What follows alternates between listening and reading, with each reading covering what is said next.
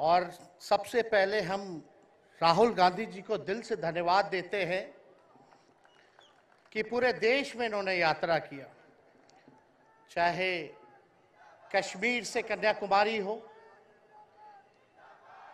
या पश्चिमी राज्यों से लेकर के हमारे नॉर्थ ईस्ट स्टेट से लेकर के हर जगह राहुल जी ने यात्रा की है और एक पैगाम, एक संदेश देने का काम किया है, जो कि आज के दौर में बहुत ही जरूरी है, प्रासंगिक है।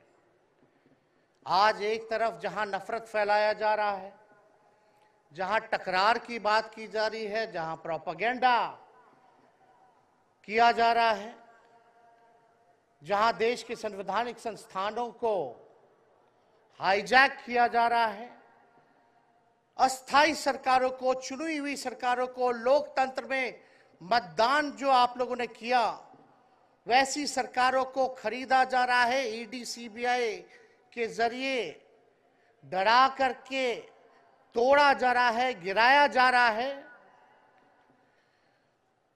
जहां सच नहीं केवल झूठ का प्रोपेगेंडा चलाया जा रहा है, संविधान लोकतंत्र पे खतरा है, वहां आदरणीय राहुल गांधी जी ने सभी लोगों को जोड़ने के लिए, देश के लोकतंत्र को बचाने के लिए, देश के संविधान को बचाने के लिए, अमन चैन भाईचारा कायम करने के लिए, नफरत को हराने के लिए इन्होंने जो भारत जोड़ो यात्रा किया है, इसके लिए हम दिल से धन्यवाद इनको देना चाहते हैं, कांग्रेस पार्टी को देना चाहते हैं। और यहां बैठे हुए सभी महागठबंधन और इंडिया अलायंस के जो भी हमारे नेता हैं, उनको भी हम धन्यवाद देते हैं कि इस दौर में जहां पूरी ताकतें लगाई गई हों, डराया जा रहा हो, लोगों को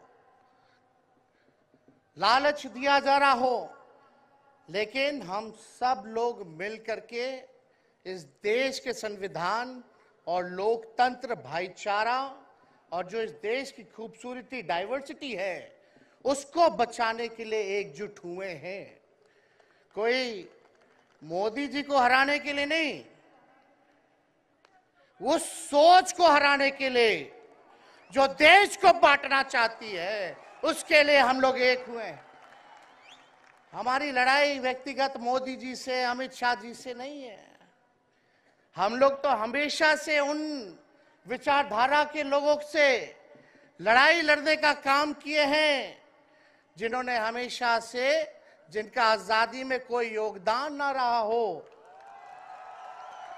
जो तिरंगा ना फहराए हो अपने दफ्तर पे, और आज कहते हैं वो देश के सबसे बड़े देशभक्त हैं। अरे मेरा मानना है कि देश में सबसे बड़ा अगर अपना दुश्मन है तो बेरोजगारी है, महंगाई है, आज गरीबी है, वो सबसे बड़ा दुश्मन है।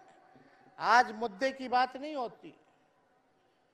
मोदी जी समुद्र के अंदर चले जाएंगे, कारपेट बिछा करके बैठ जाएंगे, उसकी चर्चा होती है। लेकिन किसान भाइयों का आय दुगुना का वादा किया था। जब हम लोग सवाल पूछते हैं, राहुल जी सवाल पूछते हैं, क्या हुआ 2 करोड़ रोजगार का, क्या हुआ 15-15 लाख का, तब ये गोदी मीडिया और भाजपा के कुछ लोग एनर्जी ड्रिंक पी करके हम लोगों को गाली देने का काम करते हैं। और पटना की जो रैली हुई, 10 लाख से भी ज्यादा लोग आए पटना में, जन विश्वास रैली हम लोगों ने किया। और आज का जो जन सैलाब देख करके फिर से मीडिया के लोग और भाजपा के लोग एनर्जी ड्रिंक पीना पड़ेगा। अरे डरने वाले लोग नहीं है यहाँ, हम लोग लड़ने वाले हैं, अपने लिए नहीं, आपके लिए लड़ने आए हैं, आपकी लड़ाई लड़नी है। इसलिए हम ये पैगाम लेकर के आए हैं लालू जी का। डॉक्टर के सलाह पे ज्यादा घूमने से मना किया गया है, लेकिन लालू जी अभी भी तैयार हैं मोदी जी का दवाई करने के लिए। उनको कितना भी सताया जाए, डराया जाए, उनका बाल पक गया इनसे लड़ते लड़ते, लेकिन वो डरे नहीं, झुके नहीं। आज महाराष्ट्र में, खास तौर पे बंबई में राहुल जी ने निमंत्रण दिया और हम लोग यहाँ आए हैं।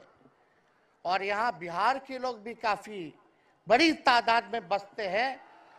हम रउआ लोग इनके भी कहते नहीं, बच के रहिए भाजपा के लोग से। ये लोग गोबर को भी हलवा दे करके परोस देता है, इतना झूठ बोलते हैं। हम तो पहले भी कई बार कहे, मोदी जी प्रधानमंत्री है ठीक है, लेकिन साथ ही साथ वो झूठ बोलने के फैक्ट्री भी है। मोदी जी झूठ बोलने के मैन्युफैक्चरर भी है, होलसेलर भी है और डिस्ट्रीब्यूटर भी है। ये उनका काम है।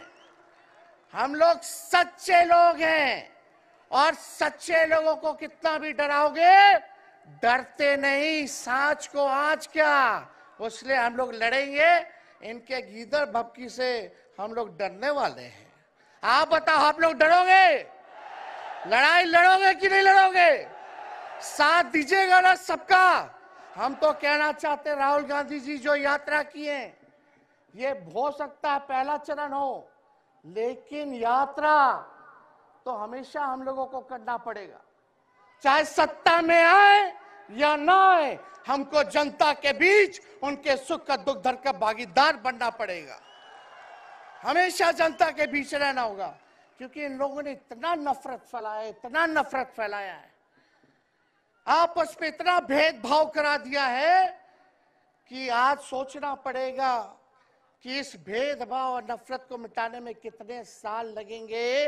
इसके लिए हमको हमेशा सब लोगों के बीच, जनता के बीच रहना होगा। और जो प्यार का, और जो आप कहते हैं जो दुकान खोला है, मोहब्बत की दुकान, इसको बंद मत कीजिएगा कभी। हमेशा आगे झंडा बुलंद करने का काम कीजिएगा। आज यहाँ शरद पवार जी भी हैं, उद्धव जी भी हैं।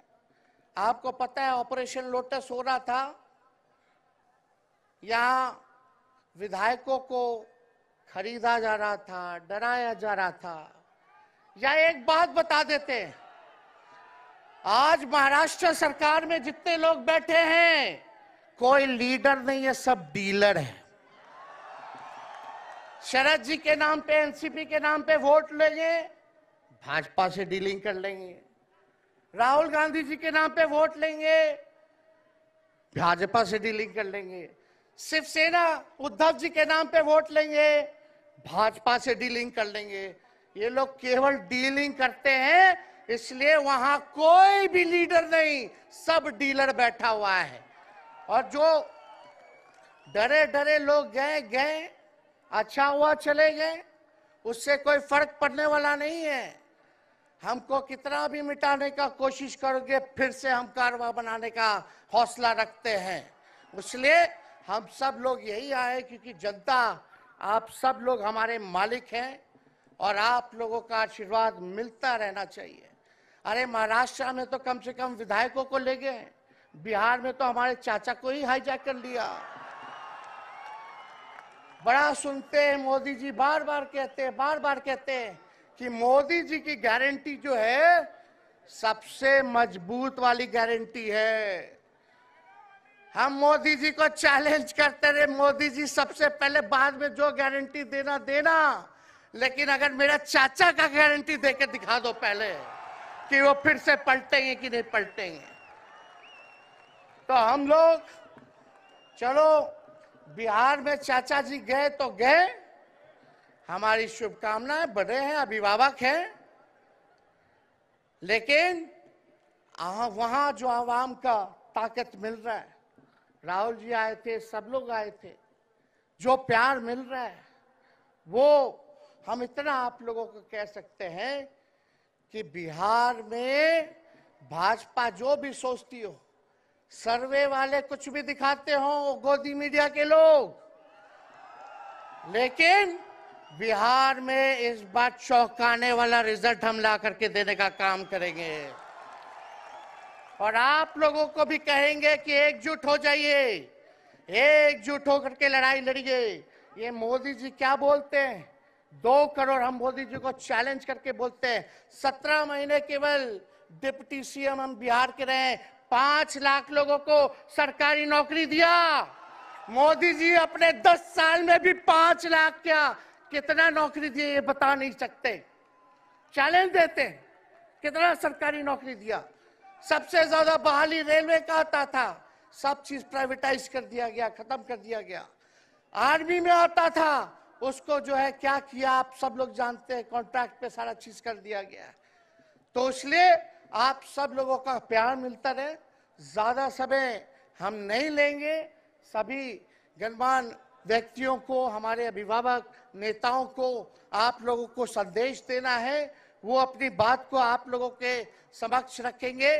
लेकिन आप सब लोग एक नारा लगाइएगा, हम बोलेंगे भाजपा भगाओ, आप सब बोलना देश बचाओ। भाजपा भगाओ, भाजपा भगाओ। बहुत बहुत धन्यवाद। जय हिंद, जय महाराष्ट्र।